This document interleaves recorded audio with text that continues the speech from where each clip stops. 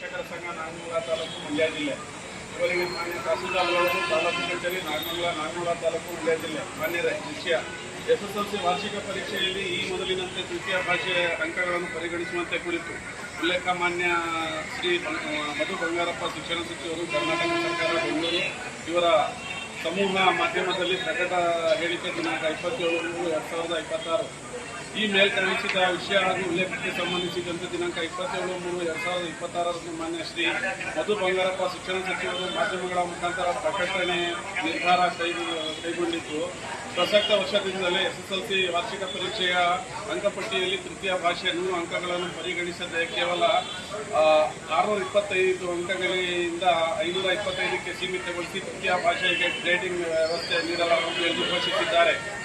2025-26ನೇ ಸಾಲಿನ SSLC ವಿದ್ಯಾರ್ಥಿಗಳು ತೃತೀಯ ಭಾಷೆಯಾಗಿ ಹಿಂದಿ, ಕನ್ನಡ, ಸಂಸ್ಕೃತ, ಉರ್ದು, ಇಂಗ್ಲಿಷ್, ತೆಲುಗು, ತಮಿಳು, ಮರಾಠಿ ಇತರ ಭಾಷೆಗಳನ್ನು ಭಾಷೆಯಾಗಿ ವರ್ಷ ಪೂರ್ತಿ ಅಭ್ಯಾಸ ಮಾಡಿ ಪರೀಕ್ಷೆಗೆ ಇನ್ನು 2 ದಿನಗಳು ಇರುವಾಗಲೇ ಇಂತಹ ಅಸಮಂಜಸ ಹಾಗೂ ಏಕಪಕ್ಷೀಯವಾಗಿ ದಿಢೀರನೆ ನಿರ್ಧಾರ ವಿದ್ಯಾರ್ಥಿಗಳನ್ನು ಪಾಲಕ, ಪೋಷಕರು ಮತ್ತು ಶಿಕ್ಷಕರನ್ನು ಗೊಂದಲಕ್ಕೆ ಸಿಲುಕಿಸುವಂತೆ ತುಂಬಾ ಬೇಸರದ ಮತ್ತು ಆಘಾತಕಾರಿ ಸಂಗತಿಯಾಗಿದೆ.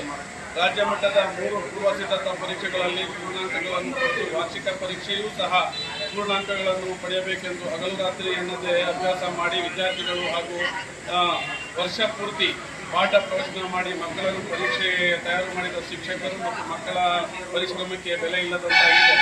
ಅದೇ ರೀತಿಯಾಗಿ ತೃತೀಯ ಭಾಷೆಯು ತುಂಬ ಸರಳವಾಗಿರುವುದರಿಂದ ಮಕ್ಕಳು ಅತಿ ಹೆಚ್ಚು ಅಂಕಗಳನ್ನು ಪಡೆದು ಒಟ್ಟು ಫಲಿತಾಂಶ ಉತ್ತಮ ಶ್ರೇಣಿಯಲ್ಲಿ ಪಡೆಯಲು ಸಹಕಾರಿಯಾಗಿರುತ್ತದೆ.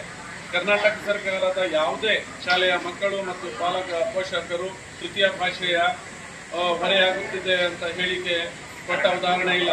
ಇವರು ಯಾವುದೇ ಶಿಕ್ಷಣ ತಜ್ಞರ ಅಭಿಪ್ರಾಯ ತೆಗೆದುಕೊಳ್ಳದೆ ಮತ್ತು ಯಾವುದೇ ಸಮಿತಿಯನ್ನು ರಚಿಸದೆ ಏಕಪಕ್ಷೀಯವಾಗಿ ತೆಗೆದುಕೊಂಡ ನಿರ್ಧಾರವನ್ನು ಎಲ್ಲರೂ ಗೊಂದಲದಲ್ಲಿ ಸಿಲುಕಿಸಿದೆ. ಗ್ರಾಮೀಣ ಭಾಗದ ಬಡ ವಿದ್ಯಾರ್ಥಿಗಳು ಹಿಂದಿ ವಿದ್ಯಾಭ್ಯಾಸ ಮಾಡಿ ಕೇಂದ್ರ ಸರ್ಕಾರದ ಹುದ್ದೆಗಳನ್ನು ಪಡೆದುಕೊಳ್ಳಬಹುದು. ರೈಲ್ವೆ ಇಲಾಖೆ, ಬ್ಯಾಂಕು, ಸೈನ್ಯ, ನವೋದಯ ಶಾಲೆಗಳನ್ನು, ಕೇಂದ್ರೀಯ ವಿದ್ಯಾಲಯ ಶಾಲೆಗಳು ಹಾಗೂ ಏಕಲವ್ಯ ಶಾಲೆಗಳು ಇನ್ನಿತರ ಪರೀಕ್ಷೆಗಳ ಪ್ರಶ್ನೆಪತ್ರಿಕೆಗಳು ಇಂಗ್ಲಿಷ್ ಮತ್ತು ಹಿಂದಿ ಭಾಷೆಯಲ್ಲಿ ಮಾತ್ರ ಮುದ್ರಿತವಾಗಿರುತ್ತದೆ. ಆದ್ದರಿಂದ ಹಿಂದಿ ಭಾಷೆಯ ಮಹತ್ವವನ್ನು ನಾವೆಲ್ಲರೂ ಗಮನಿಸಬೇಕಾಗಿದೆ. ವಿದ್ಯಾರ್ಥಿಗಳ ಭವಿಷ್ಯ ಹಾಗೂ ರಾಜ್ಯದ ಶಿಕ್ಷಣ ವ್ಯವಸ್ಥೆ ಭದ್ರತೆಯನ್ನು ಮನನ ಮಾಡಿಕೊಂಡು ಇಂತಹ ದುಡುಕಿನ ನಿರ್ಧಾರಗಳನ್ನು ತೆಗೆದುಕೊಳ್ಳದೆ ಪುನರ್ವಿಮರ್ಶೆ ಮಾಡಿ ಇದನ್ನು ಈ ಕೂಡಲೇ ಕೈಗೊಳ್ಳುವಂತೆ ಬೇಕೆಂದು ಮತ್ತು SSLC ವಾರ್ಷಿಕ ಪರೀಕ್ಷೆಯಲ್ಲಿ ಈ ಮೊದಲಿನಂತೆ ತೃತೀಯ ಭಾಷೆಯ ಅಂಕಗಳನ್ನು ಪರಿಗಣಿಸಬೇಕೆಂದು ವಿನಂತಿಸಿಕೊಳ್ಳುತ್ತೇವೆ. ಗೌರವಪೂರ್ವಕವಾಗಿ ವಂದನೆಗಳೊಂದಿಗೆ ನೊಂದ ಹಿಂದಿ ಶಿಕ್ಷಕರು ಸರ್, ದಯಮಾಡಿ ಈ ಒಂದು ಸರ್ಕಾರಿ